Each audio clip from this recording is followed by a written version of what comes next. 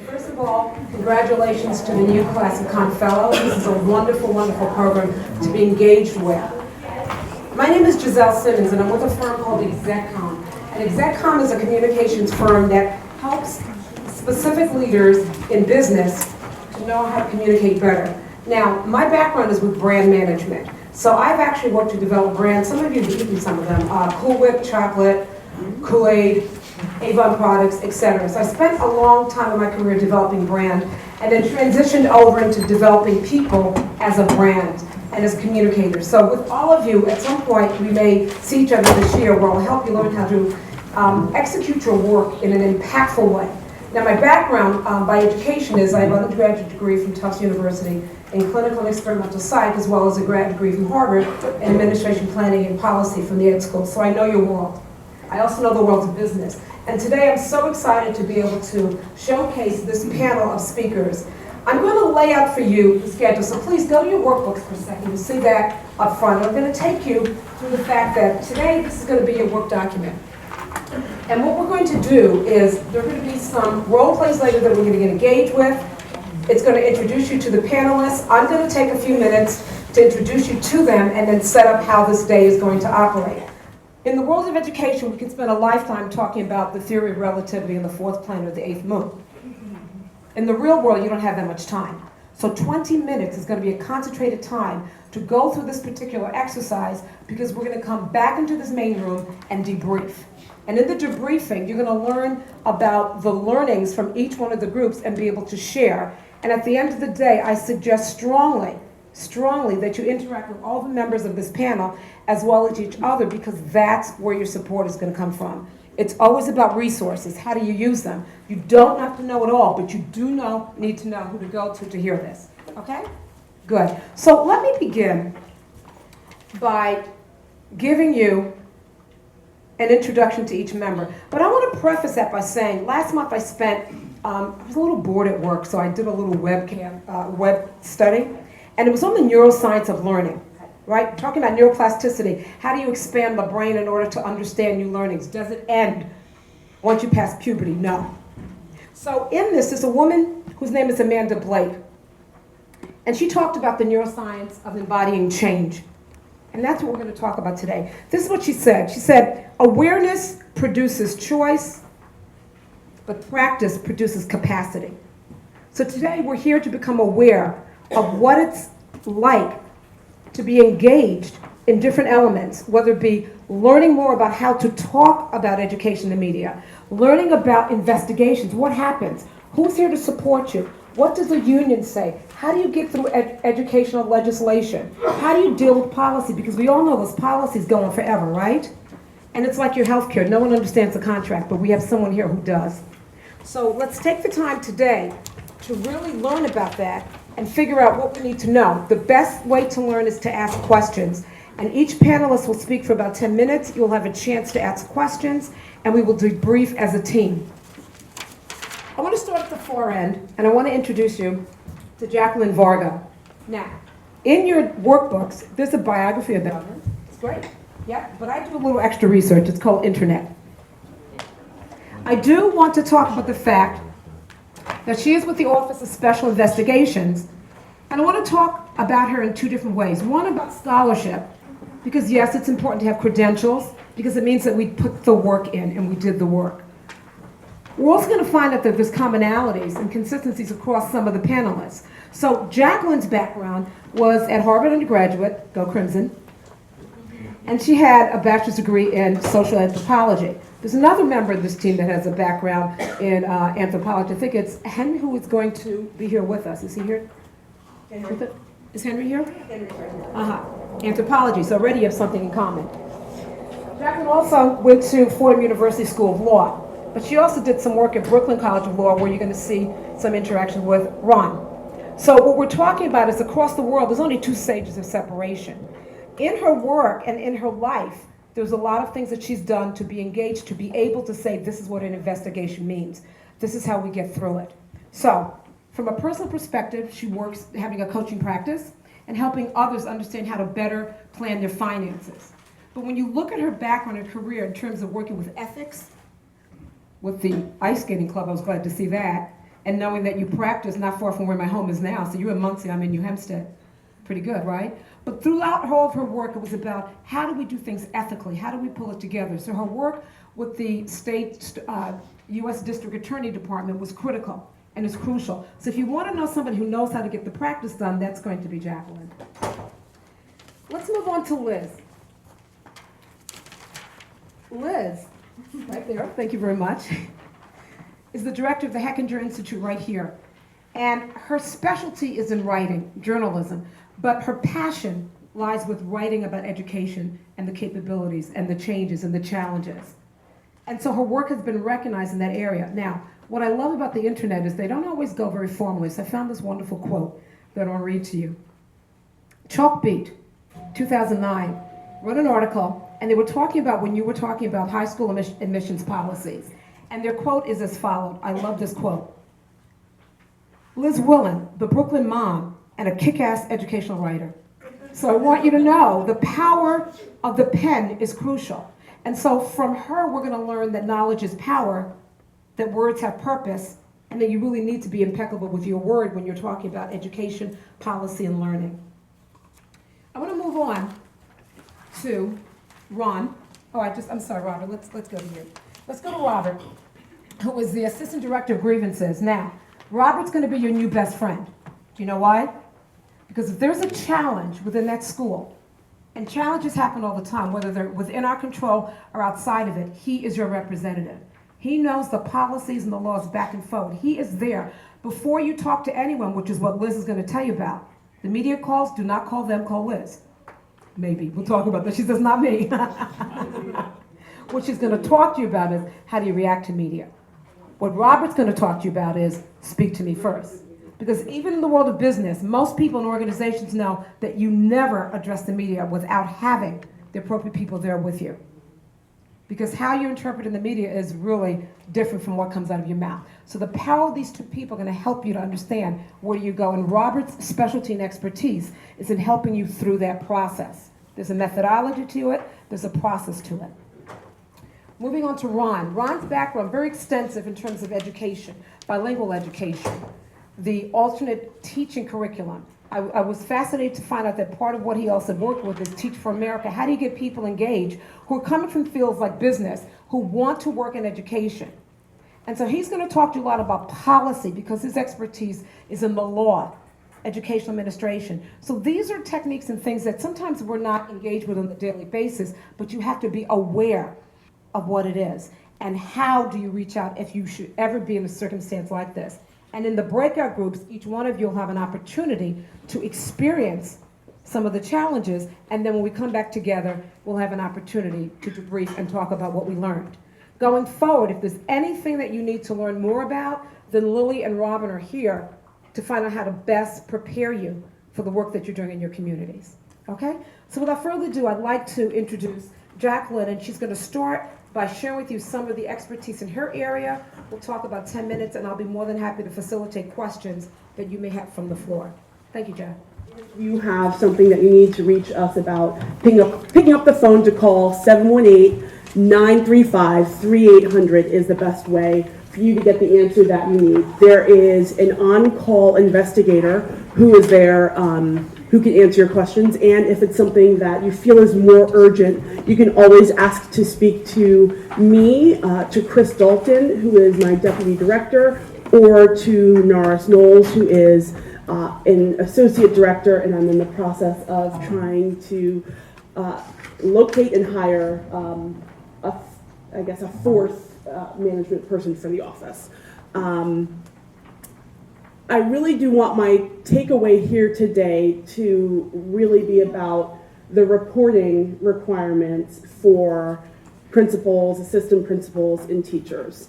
One of the things that I noticed from day one on my job is that there are many times when you as a teacher or an administrator hear an allegation that in your educated experience, your experience in knowing the people involved, your experience in being an educator, you immediately process as being impossible, improbable, or ridiculous.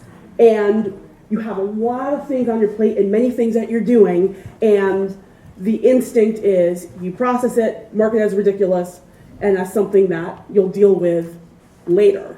And unfortunately, sometimes that later winds up being past what your reporting requirement timeline is. And so what I really want you to remember is that if you hear something that needs to be reported, even if you think it's impossible, improbable, did not happen, you can report it, and in your report indicate that you think it is impossible or improbable for the following reasons. For example, Johnny comes into your office and says, Mrs. Smith hit me about the head. You know that Mrs. Smith is in Morocco. You say, Johnny, when did this happen? This happened today. You think, Mrs. Smith is in Morocco. This is impossible. I still want you to report it, within your 24 hours, and when you report it, you can note that on the date that this allegedly happened, Mrs. Smith was in Morocco. So, because we see cases where the underlying allegation is unsubstantiated, but then the failure to report against the principal or the assistant principal or the teacher is substantiated. And I think why that's happening is when you hear the allegation, you use your common sense and your knowledge to know that this didn't happen, it's impossible, and then you shelve it. So that I really do want to be your takeaway to remember, to report everything, and then you can include any underlying facts about that allegation and about that report when you report it. Thank you. I would say just from the world of business, a lot of the times we deal a lot with chain of custody, paper trails, and I would say to you as someone who teaches business writing, action verbs, right? Get to the point. We don't need that you got in the car and drove. We need to know what happened at the accident. So I think, as I would venture to guess, that you need to provide meaningful information to this office that specifies what's going on without adding emotion to it, but really the facts, Jack. Time, place, location, any witnesses that you know were there, certainly. So how do I move to the next slide? Okay. Is there an arrow direction on that? There is an arrow direction, and when I press it, nothing occurs. Oh, there you go. All right, these are the people I talked about. Where, Yeah, it looks like they have 40. perfect, okay. Our office handles a lot of cases, 12,000 a year, and we also do requests for background checks, employee background checks. Oh, this is, sorry. Oh, okay. All right, we have an alphabet soup of offices that investigate misconduct that occurs within the schools. And sometimes it's difficult to remember who to report it to. And just report it. We all communicate. OSI communicates with SCI. OEO is upstairs from my office, so get the report in.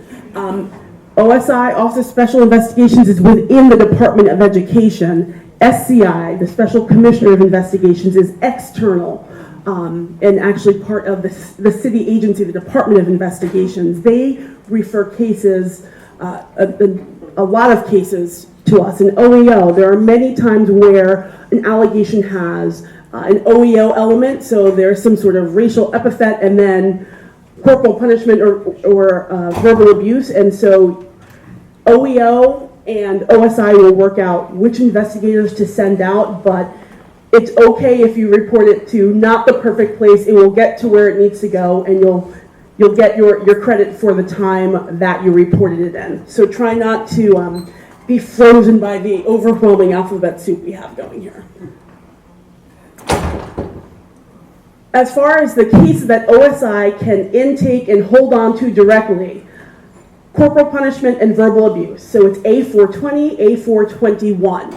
If there's a case that falls outside of that, here's information for OEO and SCI. So if there is, let's say, theft of time, and you want to call that in, SCI technically is who you should call, but again, if you call us, we'll send it to SCI, and it will go from there.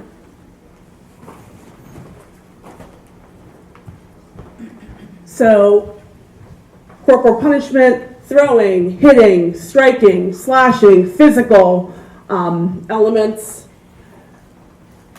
To every rule, there's an exception. Self-defense criminally is complicated and nuanced. Self-defense within the regulations is certainly nuanced and complicated, but I just included this slide to illustrate that for every rule, there are some exceptions for reasonable force when appropriate.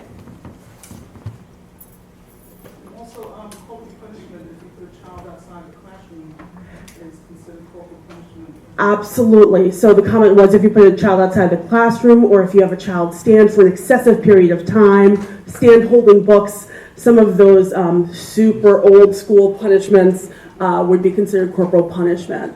And with verbal abuse, I do want you to keep in mind that it's not just the intent of the speaker. You may have some sort of constructive criticism to give to a student, or a teacher may have constructive criticism to give to a student, but if it is shared in the presence of others, that could cause embarrassment and really could affect a child. So it's not just about the intent of the speaker, it's also about how it affects the listener. All mandated reporters, and I really covered that. Report. The reporting requirements for teachers is different than it is for principals, and principals, you need to get it in within 24 hours. You can call it in, that's preferable. You can also email it, or you can go to the website, but all of those things will serve as reporting. I'm sorry, excuse me, when you say email it, what is that process? So if you send an email to, and the website, the email address will come up at the end, OSI Inquiries. You have the email addresses of all of our panelists and organizations in your booklet. And I also talked about how ORS will, if you submit an ORS report, there should be a redirect to reporting via the OSI website.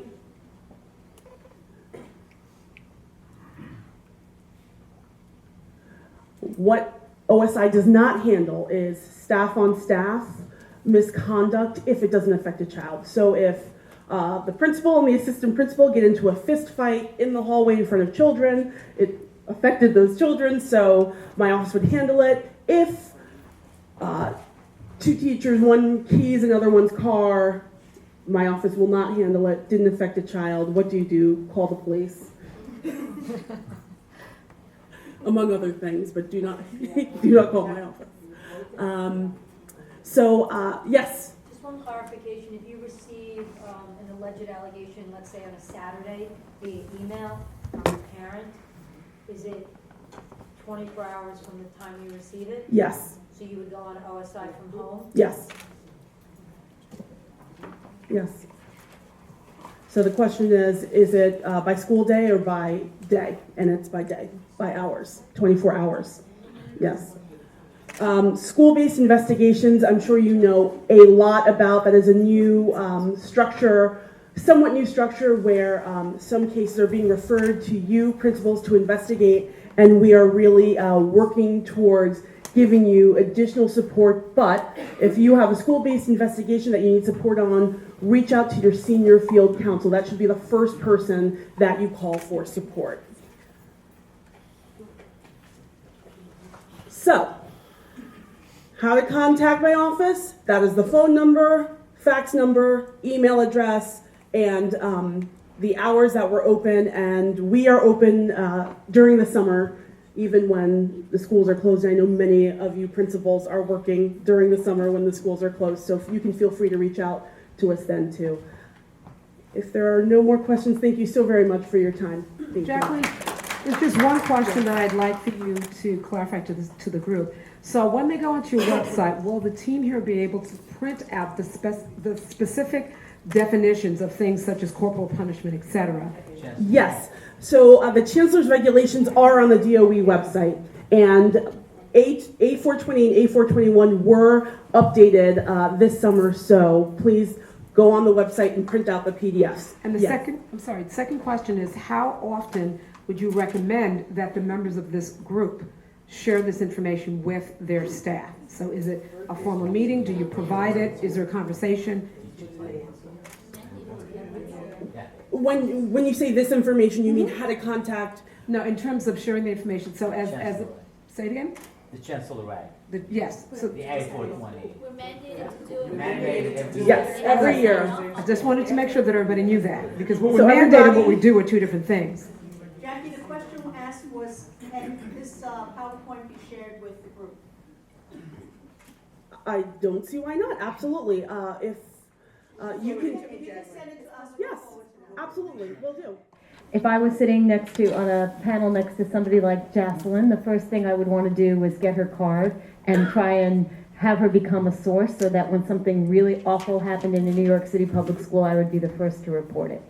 Because such is the environment that reporters who cover New York City school live in. It's an intensely competitive world. My paper never exists, does no longer exist, but there's still a Newsday on Long Island. There's the New York Daily News, there's the New York Post, there's Chalkbeat, there's DNA, there's Info, there's New York One News.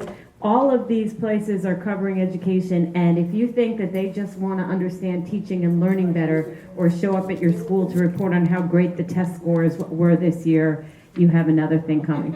So, I am here as a reporter, because that's how I've spent the bulk of my career, and I'm really honored to be here with all of you tonight. I know how hard principals work, how many things you juggle, what an enormously long and complicated day it is, and I really have a lot of respect for that. Now, on top of that, you have to deal with the press. That kind of sucks, but you do. And I wanted to let you know a little bit about, just real quickly, the Hechinger Report, which is what I run now. You are really likely to read about topics the tabloids don't cover often. Teaching, learning, innovation, potential solutions, leadership issues, the achievement gap, how to get more low-income students in and through college, and much more. And that's what we do now. We're based here at Teachers College. We're entirely foundation funded. We're an independent unit. And our stories appear all over the country. We're in Capital, we're in NPR, we're in the Los Angeles Times, the Washington Post, the Atlantic, lots and lots of publications and radio. So we're doing really the great work about education, about stories that we really care about, and the stories that are important in education, and some of the issues that you all care deeply about. So even if you wanted to give me a great scoop about a principal who got in huge trouble at a New York City public school, I wouldn't really be able to do much with it, sadly, although I have a lot of colleagues who, at other papers, who would.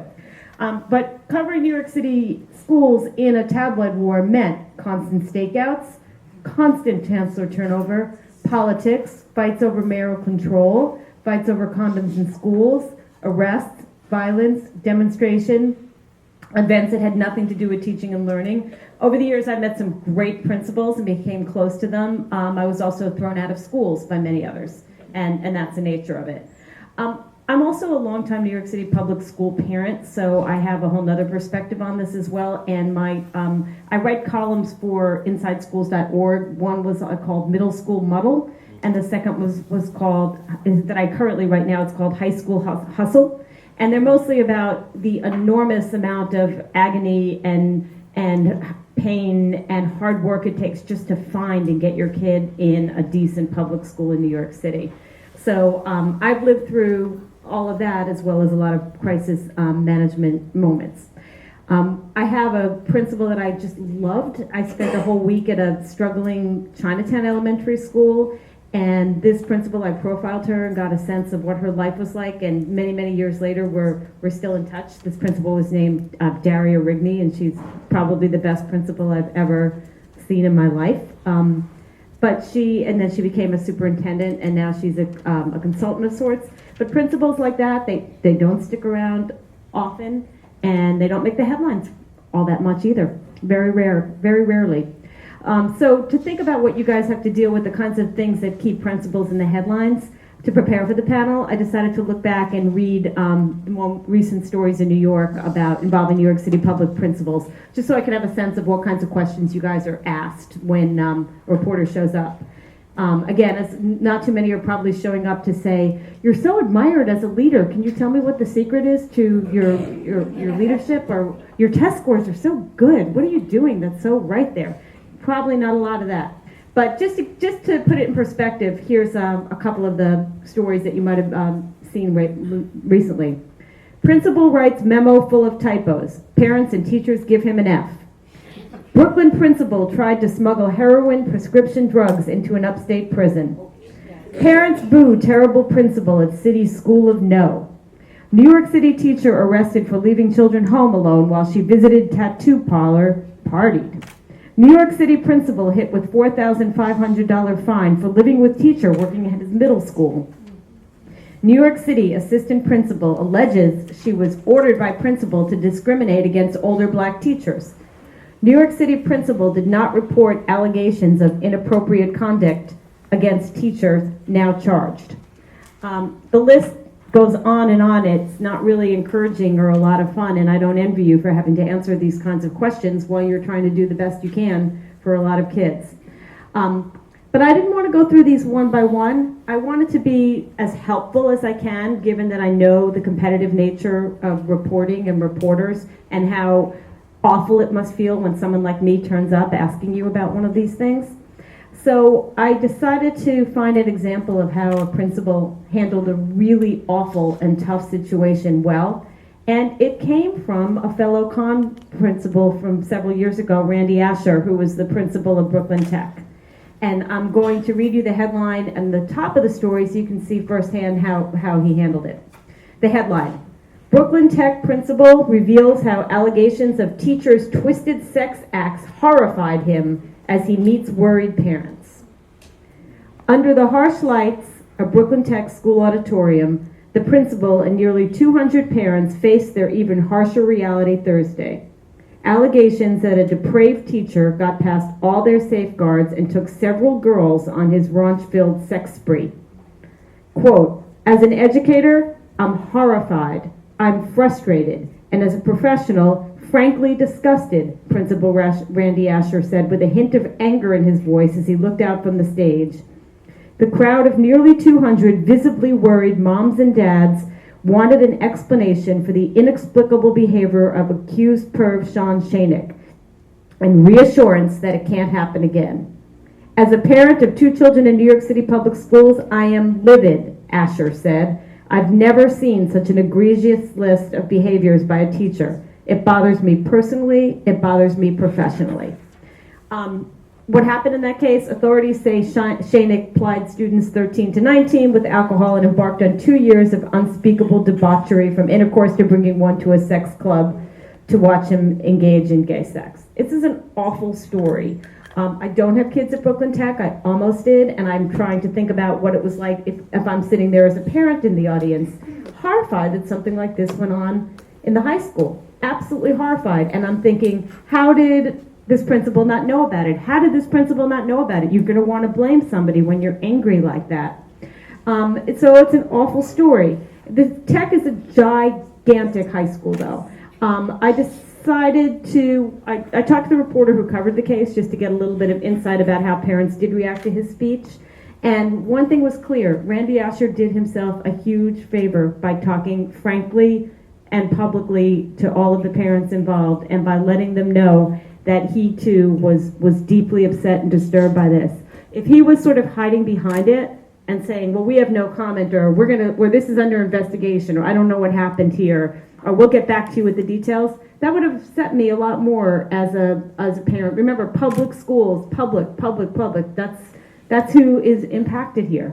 So I want to know that he's pissed and that he's horrified and that he's doing something, that it won't happen again. It's not going to make me feel a lot better about this as a parent about what happened here is awful and appalling, and I'm sure for any of you, if any of this happened in your school, it would be a horrible event as well. But I do like the way he spoke frankly. He let the press in. He allowed himself to be photographed. He struck a conciliatory tone. He let the crowd know he was traumatized and upset. I'm inclined now to feel a little bit more empathy towards him, to not blame the principal, and to try and figure out, well, what broke down in the system? What went wrong? So that was just my opinion. There may be others who feel he didn't handle this situation right, but I feel like this was a good way to handle it, to be frank, to be honest, to be apologetic, to be appalled, and to say, hey, we're going to get to the bottom of this. Now, I talked to the reporter from the Daily News who covered the case and wrote many of the stories behind a lot of those awful headlines I shared with you. And he said that his reaction in talking to parents when writing that story was their anger was not at the principal, it was at the situation, and they were absolutely grateful that he spoke out the way he did. And then I went and saw a TV clip of it too, and the parents ended up feeling quite supportive instead of just outraged at him. However, 9 times out of 10, when he tries to contact a principal for a story, and this is a reporter from the Daily News, Ben Chapman, he's either ignored or shut out or shunted to Tweed, where they always say, no comment. So it's hard for a reporter to do their job and to find out what's happening there and what really did happen in the situation. I would urge you all to, and I talked to a bunch of reporters about this, we really appreciate being spoken to off the record. If I show up at your school because something awful happened and you've referred the case to the proper authorities, so you really don't want to speak, okay, but talk to me a little bit off the record. Say, you're Randy, tell me, I am just as upset as you, I don't know what happened, talk to us a little bit because it builds a lot of goodwill. You have to, when a reporter says off the record, you really usually can trust that reporter. I've never broken that trust. Maybe the New York Post has. I don't consider them. We used to train reporters as an institute. I still don't trust the Post, unfortunately, but I do trust the Daily News reporter. I used to know every single reporter who was covering education in the city, and it's impossible now to know them. But if you have a relationship with them, it really, really helps. It's all about relationships because, as Ben was saying, he also writes 40 stories a year about hometown heroes that honor principals. And they've been helping that school with the whole Humans of New York thing, even whether you're sick about it or not. It's sick of that story. It's brought a lot of money into the schools. And he's more inclined to come back when your school has overcome great odds to improve its test scores and tell that story if the principal has been kind and decent, if not exactly forthcoming about what they can talk about. So that is my advice to you. I'm happy to answer questions. I have a real principal crisis story that I'm going to share in the role-playing event later. It's a real, true, honest story, and it happened at my son's middle school. But I'm also just want you to feel free to ask me questions about the press or how you might deal with them or how you might handle a situation. Great. How the union can support us. So let's continue and talk about this phase. Okay, I think the best thing that I can say about crisis communications, law, and policy is the notion that, and this is what I tell my law students, you will be sued as principals. The issue becomes how often and how frequent.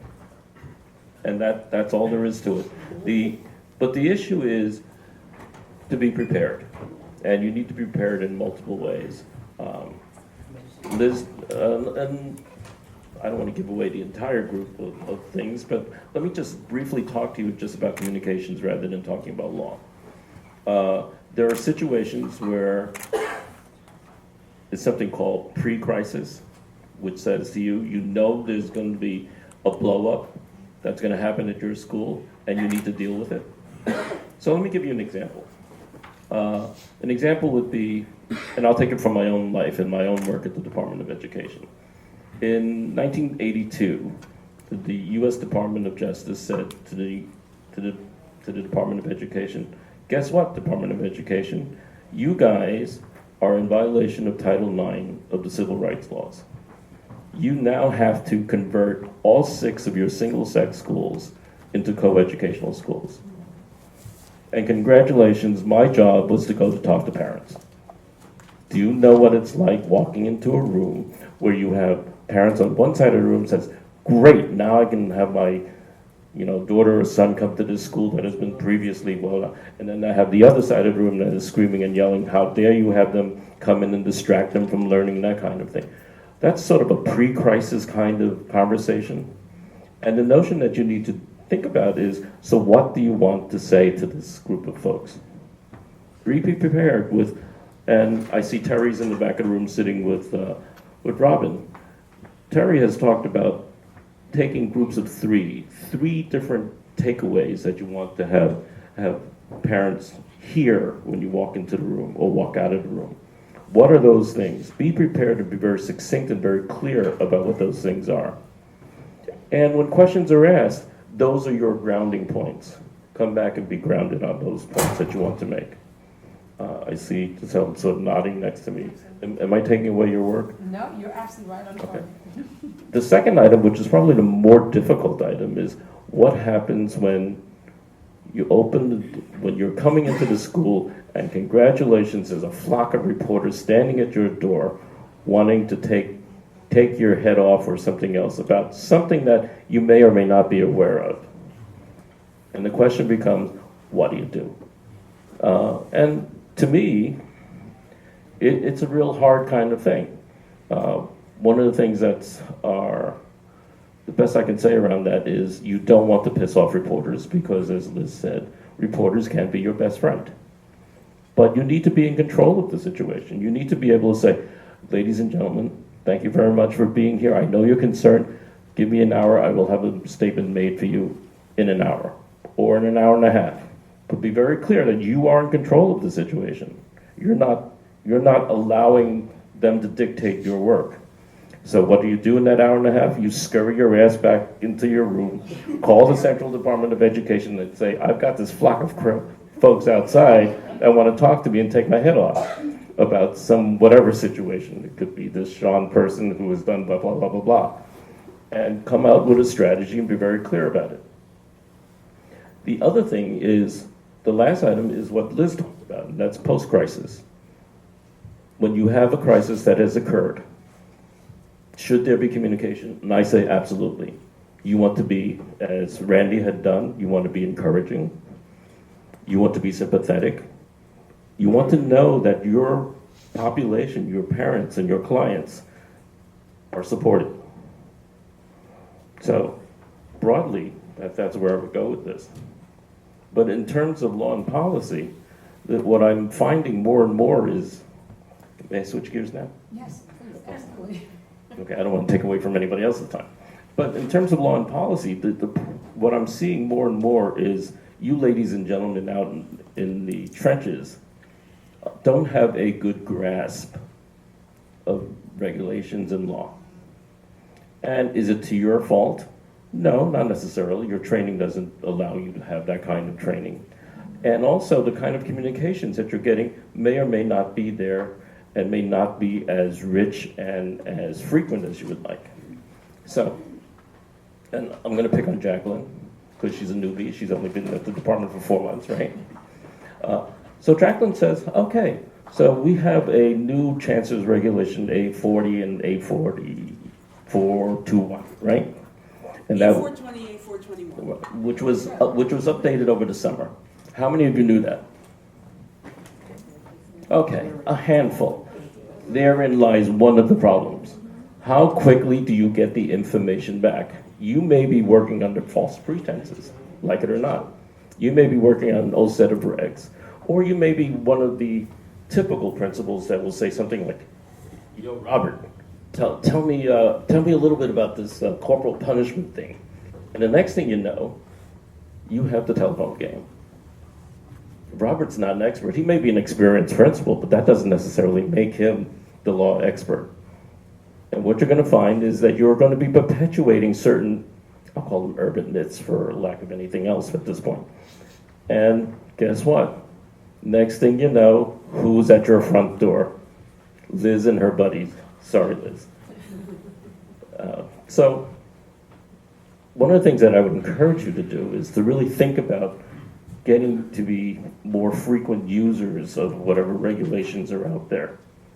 Take a look at it periodically to see if anything's been updated.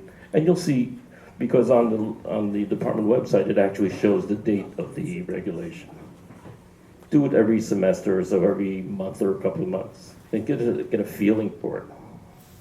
But the other problem that I see is, it's not so much the law, it's the policy side.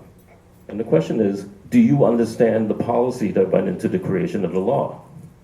And very often, more often than not, folks don't understand the spirit and intent of the law.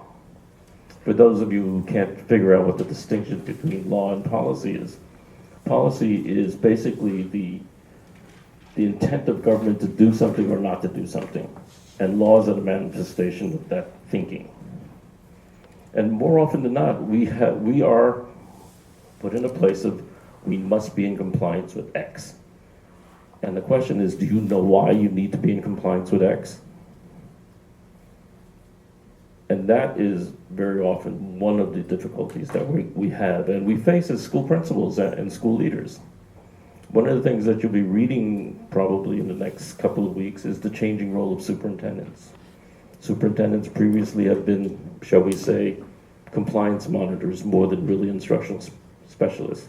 What I'm seeing in the school system now is Carmen returning to the whole notion of superintendents being instructional specialists. They're no longer going to be the old compliance monitors that was expected of them. So, I think that's about it. So before I open up for a couple of questions, we're coming back to him. The two things that I heard, and it impacts everyone in this room. The first thing he said was really do your homework, right? Because having information helps you in the process. The second that I would add, and I heard Ron said, was don't take it personally. The minute you take it personally, you go on the defensive. Do your homework. Research the alternative perspective. Know your questions because you can build it in. And I'm going to tell you as a communications expert, do not feel obligated to answer the question right away. Lawyers do this all the time. Let me do the due diligence and I will get back to you. My clients in finance do it all the time. It buys you time, and that's when you call, and we're going to get to Robert in a minute, your union representatives, your informative people on this panel, and say, how do I approach this? But I love what you said, which is start reading the policy. It changes all the time. Tax lawyers I work with have to look at it every year. It changes all the time. So if you don't know where to find it, these people can tell you where to go. When you get it, if you don't understand it, these are the people that can help you interpret it. But you don't have to be the experts in it. You have to know who to go to help you in the process. And use what I call all the time thinking time. Thank you very much for that question. It's critical. I understand the circumstance. I can answer this question. I need to do some research. May I call you back tomorrow about 3? That gives you 24 hours to get some information under your buckle. So with that in mind, what I'd like to do is continue with Robert so he can really tell you from a perspective of what actually happens when there's a grievance and what is the process and the procedure. Well, what I do for CSA, the principals and the assistant principals union, and EAs for that matter, is represent them when they are being investigated by OSI, by SCI, and by OEO. And as a matter of fact, a few of the cases that Liz alluded to in the press, I was personally involved in. Can you give me some more information?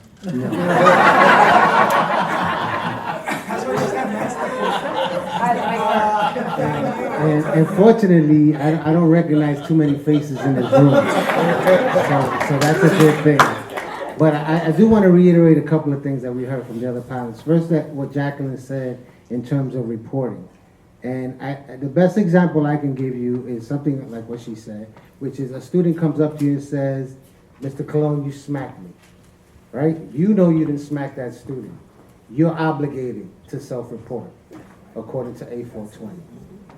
You know for a fact that you did not smack that student, but you are obligated to report that.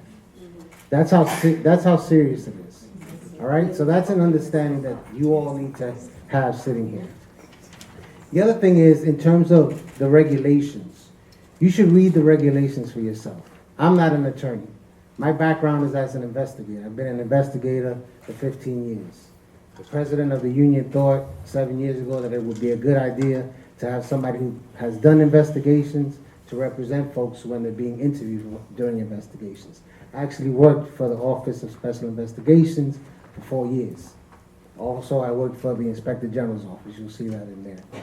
So my experience in the classroom is limited to being a paraprofessional for about 2.5 years when I was going to school. So I do have some of that under my belt, and it has helped me quite a bit in understanding what you guys go through in the classroom, and I empathize to that extent. But what I do is basically protect administrators and EAs when they're being accused of different things. And what I suggest first, the other thing I wanted to say was about what Liz said. You never talk to the press without getting permission from the press office. Never. that Budget, you're no longer directing there. fines for. Say that again? Don't ever speak to the press without first speaking to the press office. Agree. And if you speak to, and if, But they'll tell you not to talk to us. that's fine. And if they do say anything but not, don't talk to me, get it in writing. If you don't get it in writing in the DOE, it doesn't exist. It doesn't matter if you had a phone conversation, if you say something off color, and it's gonna be put on you. So I suggest that you never speak to them without first calling the press office, getting a name, and following up with the CYA email as per our discussion. This is what you said it was okay to talk about. How are we ever gonna get these stories? Right. And the other thing, and what I do in general is not ever read the paper when it comes to these cases. Because what I have found through personal experience doing my own investigations for OSI and for the Inspector General's office and in representing administrators is that the press usually gets it wrong. That was amazing to me, that they reported what was reported about Randy Asher the way it was reported. Because in my experience, all they're interested in is in selling papers and being salacious.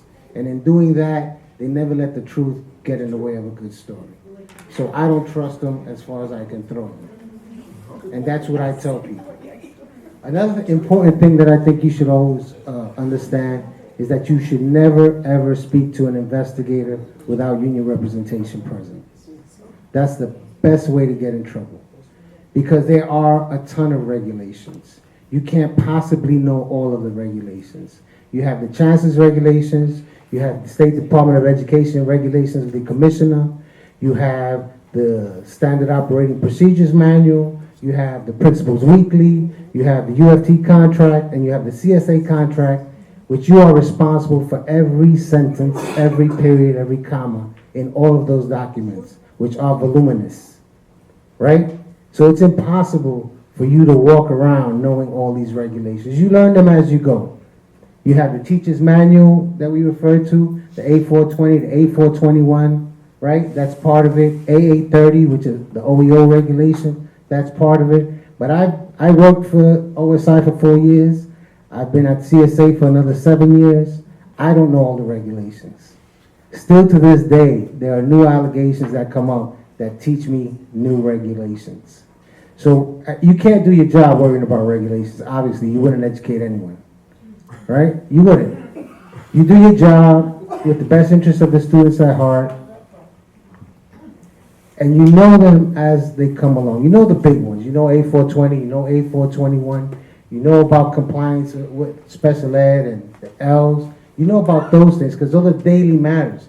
But there's so many arcane, obscure regulations that may come up that if somebody has an axe to grind and it comes across their table, oh, wait a minute, we can accuse her of this, we can accuse him of that, they'll do that. And how are you expected to know? It's impossible, right? But when it does come to your attention, don't trust anybody's advice. Because what Ron said is absolutely true. I've been in situations where the now debunked networks have given wrong advice, given it completely wrong advice, given it over the phone, right? And then we're sitting at OSI, at SCI, and the principal or the assistant principal says, well, this person at the network told me that's what you should do. He says, okay, where's the email? Well, we had a conversation. The email doesn't exist. That never happened. That person at the network is not going to own up to that. They're not going to tell SCI, I gave this person wrong information. It's on me. Who's going to do that? Very few people. Some do, but not many, in my experience. So my other advice is get it in writing. If it's not in writing, it doesn't exist. Right?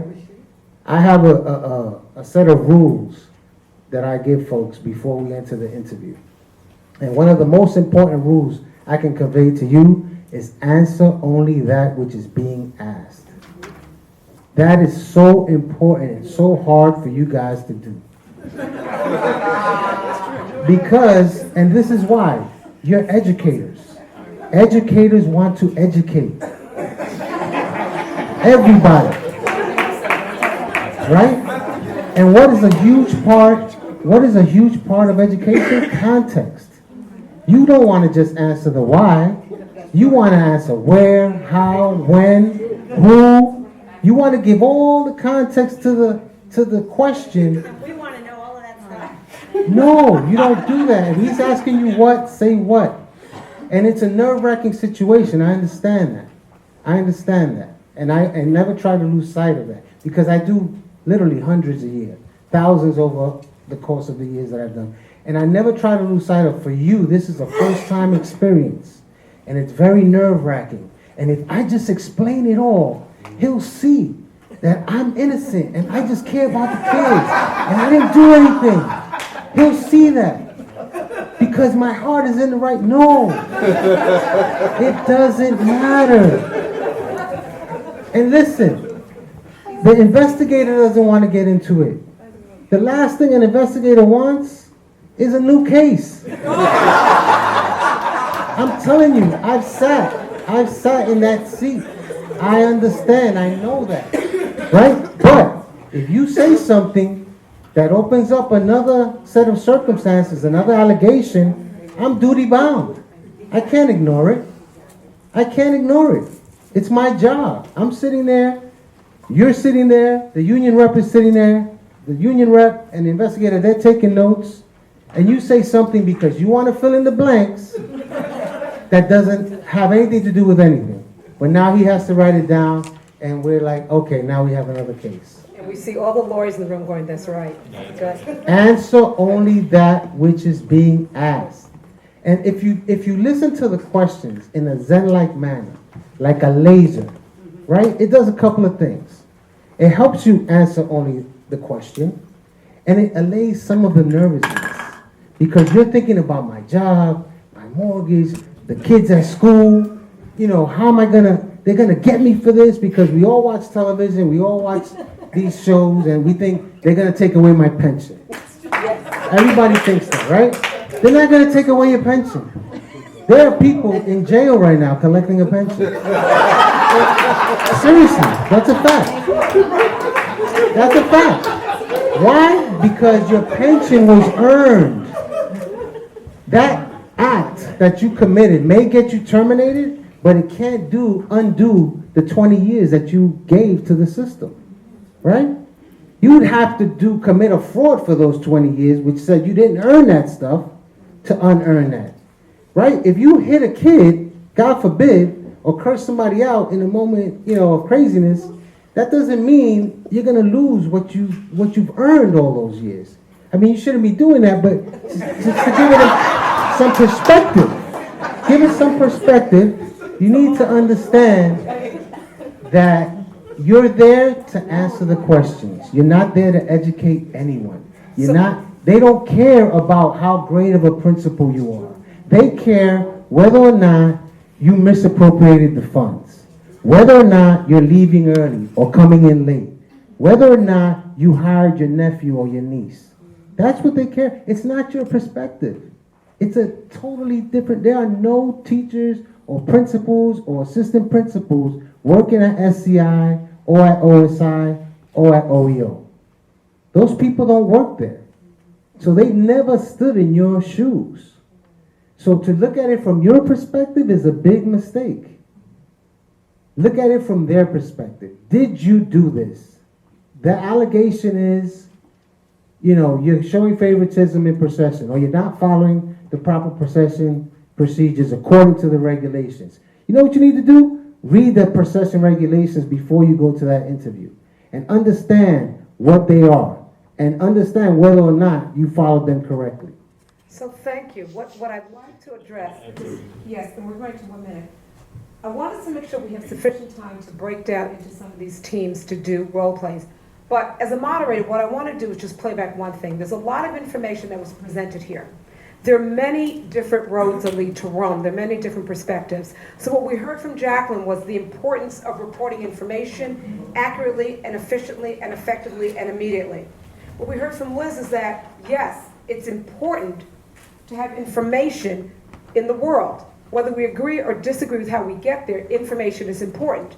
But what we're also hearing is that it's important for accountability and to be responsible for how you do it. And what we're hearing from the others is say, be careful in terms of the words that you're using. Use the information from the Office of Grievances, for your union. Get the support before you open your mouth. That's just about doing your homework. And what we're hearing here is that there's policy and procedures. Arm yourself with information. So there's many aspects to this, many levels. I'm going to take one question, then I'm going to break into these groups. In your groups, what I want you to do is ask the questions. You're going to be they're going to be about maybe 8 to 10 of you in one of 4 groups. What I'm going to ask in each group is that one person scribes what happens in the course of the role play. I'm going to give you very specific time to do that, and then we're going to come back into this room, 1 second please, to debrief. I saw you and I saw you, I'm going to come to you, and talk about it because there's a lot more information than we have time. But I want you to be aware that there are 2 sides, 3 sides, 20 sides to every story. Know the information. So briefly on the regulations, so I think, starting with the regulations, are you 3 also principals? So you're a product of the public school system, you know? My father graduated from Perry County. Okay, all right. I needed to get the scene. Were you aware? Are you aware of what the questions is I possibly can? Please give me that moment. I've just walked into it. Can you please wait for me? Use the always come in pairs. You should know that that's a good way to distinguish what's happening. It's 2 people that have a relationship.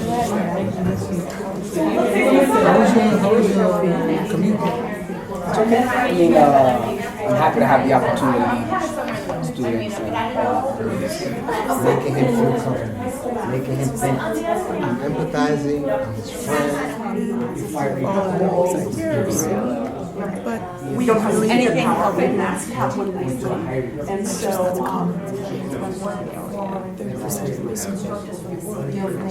And how many students? Oh, it's done. Oh, yeah, it's done at SCI.